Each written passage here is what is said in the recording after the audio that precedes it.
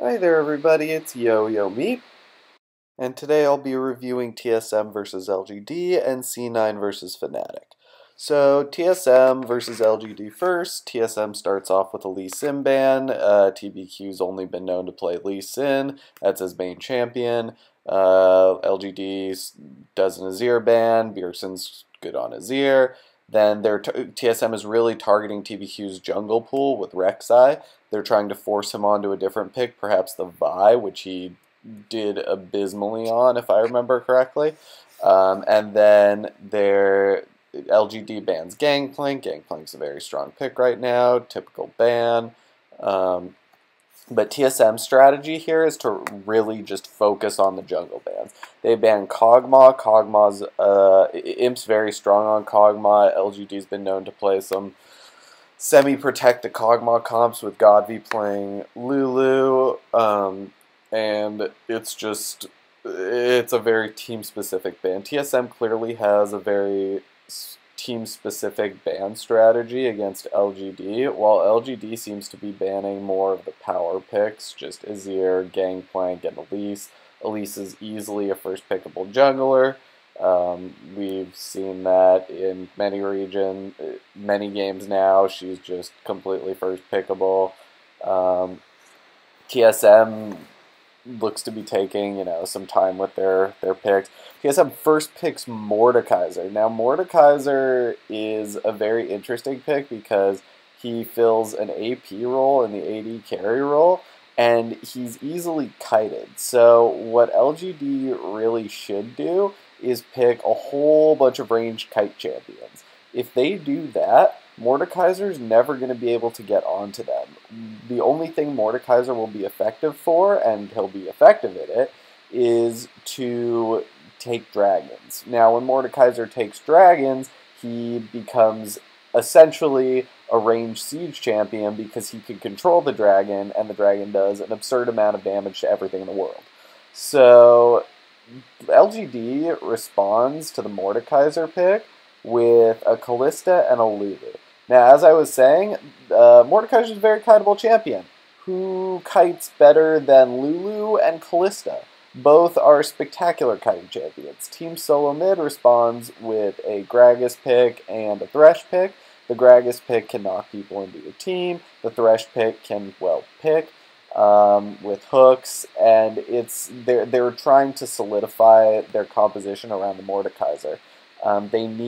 They desperately need displacement and pick if Mordekaiser's ever going to be able to get off any damage. Again, especially against a Kalista and a Lulu, who are absurd kiting machines. Like they're never going to get touched. LGD is going here for the Brand pick and the Nunu pick. Now, the Brand and the Lulu are interesting because they could go top, mid, or support. That's where Lulu could go. Brand could go mid or support. And you don't really know where they're going. So it's actually a pretty interesting flex pick. Now, the Brand pick, if he gets a Rylai's, he can almost 1v5 from any role. Brand with a Rylai's, because of Brand's passive, the tick slows. Like Mordekaiser's Call the Grave, or Children of the Grave, Call the Grave, Children of the Grave, one of the two. Like his ultimate ability, every tick slows. So once you get a Rylai's. So basically, you have permanent slow on Mordekaiser's ult for however long the ult lasts. Same on Brand. Brand's passive does percent-based HP magic damage to the target, and it ticks every second. So you basically get a permanent refreshing slow as long as you're hitting the target with abilities. Brand is a spectacular champion for kiting. If you get a Rylai's, you just kite them forever, basically, because they can't do anything to you.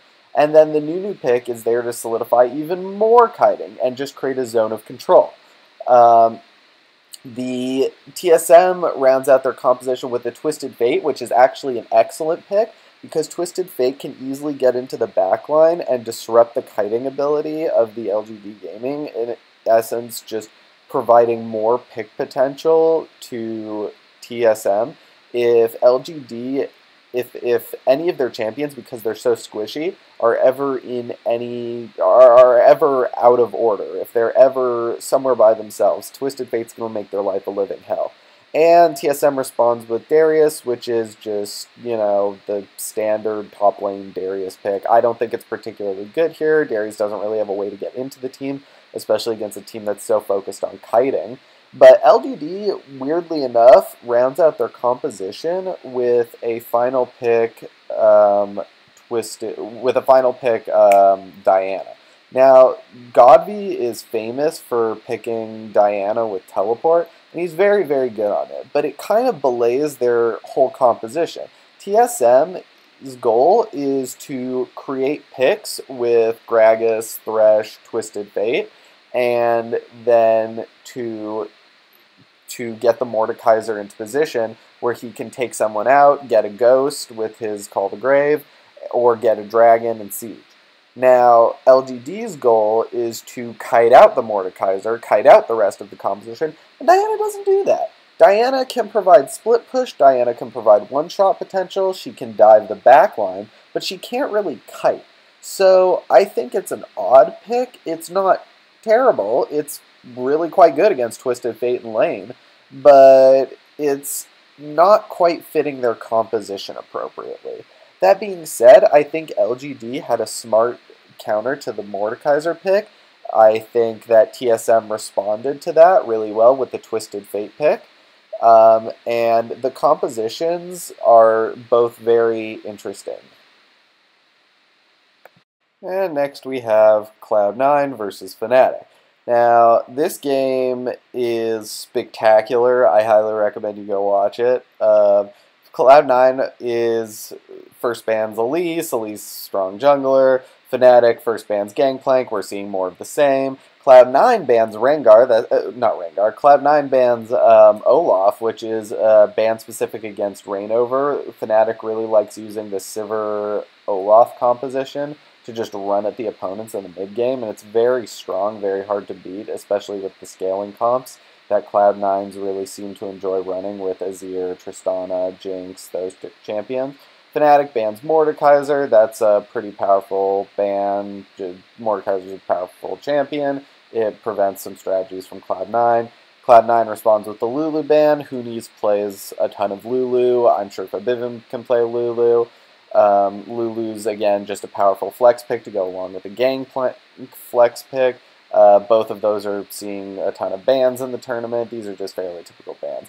And then they banned the Veigar. Incarnation's been playing a lot of Veigar. Veigar's very strong right now with the buffs he received. You can see my other video if you want to hear me talk about Veigar. Cloud9 picks up the Darius first champion, which I'm not necessarily 100% on board with. We're seeing more and more of Darius falling off as teams learn how to deal with him. Lane swapping against him is very powerful because it prevents him from snowballing the game as effectively. Plus, there are a lot of picks you can take against him. You can pick a ton of different kiting champions, and specifically Kalista, Vayne, Tristana, any of those. Darius doesn't really have a great way to get in unless the opponent picks a Sivir unless you pick Sivir with the Darius to speed him up. It's just hard to get him into the enemy team. Fnatic's taken quite a while with their picks here. They're really thinking this one out. They go for the typical Fnatic style comp. They go for the Sivir and the Gragas, but Fnatic loves to run Sivir because it just empowers them to run at the enemy. They pick it even without the Olaf, which is fairly surprising. They add in Gragas, who's just a strong jungler. They're trying to hide as many of their picks as they can. They're trying to hide their solo lane picks.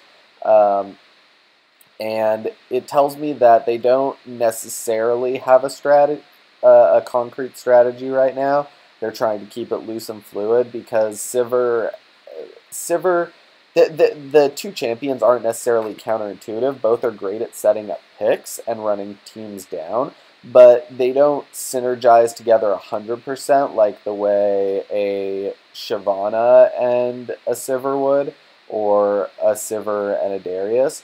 So that tells me that they're just trying to keep it loose and fluid. Cloud9 takes the Lee Sin. Hai has been putting a lot of games into that champion. He picks it for the early game, for the utility. He's just a good jungler, standard, solid. C9 then picks up Tristana for Sneaky. Sneaky's been an absolute monster this Worlds, especially on Tristana. Cloud9 has been really favoring the Siege-style compositions and Siege-style play, and Tristana takes that philosophy to heart with her explosive shot and just can decimate towers in seconds. C9 doesn't, again, necessarily have a clear composition right now. They're just picking powerful picks. They don't have something that's super inherently strong compositionally, but they do have a fair amount of appeal with the Lee Sin kick, with the Tristana Buster shot. Darius, the enemy team with Sivir is going to have to run into Darius, which is actually a weakness in Fnatic's draft, in my opinion, because you should never really have to run into Darius. You should kite him. And Fnatic actually compounds their error here by picking Yasuo and Alistar. You're sending a bunch of champions into a Darius. You're not trying to kite it away.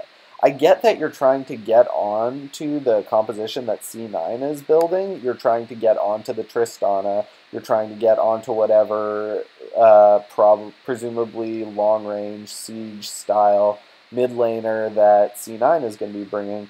But at the same time, you still have to run into the C9 composition. And with Lemonation playing Peel champions like Morgana, as he picked here, with Azir being open and Incarnation of having shown a predilection to picking Azir, you're really risking a lot by running this Zerg-style composition when you have to just run straight at a Darius and have to deal with the wall from Incarnation and Azir, with the Buster Shot from Tristana. It's with the Black Shield, the Bindings, and the ultimate Chains of Corruption from Lemonation, it's going to be very hard to execute. Specifically to execute kills. Sivir isn't the most high damage AD carry, especially not when compared to Tristana, and you really need to have her do well in the early game, otherwise she just gets outranged and outscaled by all of C9's composition. Now, Fnatic here tries to pull a fast one and puts Yasuo top lane, which is terrible. Darius does so well into Yasuo. Yasuo can't win wall any of his damage. It's not like it's the Gnar counter pick or anything that Yasuo was famed for. So what the hell is Fnatic doing picking that matchup? I understand that they want the Yasuo. They tried to outpick C9 with a flex pick, and they maybe thought Yasuo was going to go mid, but when you're putting Yasuo against the Darius, you're not doing your composition any favors. I get that Fabiven's great on Orianna. You want the Wombo combo with the Orianna, the Alistar, the Yasuo.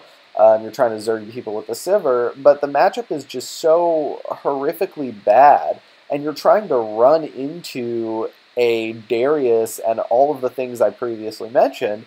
You're just not going to get anywhere. So I'd say Fnatic's draft was just they were trying their own style of composition. They were really trying, and they're just getting punished by not thinking ahead to what Cloud9 can pick. Hi everybody, this video is a little late. I apologize for that. I was getting some school stuff done. Law school's a bitch. Sorry about that. Anyway, I thought this video came out pretty well. Both compositions were both games were really interesting. Compositions are going crazy. Everyone's doing all sorts of different things. And I just hope to keep this series going. It's looking pretty good. On a side note, I'd really like to thank George for doing the new Meep. The sheep meep. So thanks a lot, George, and I'll see you guys next time.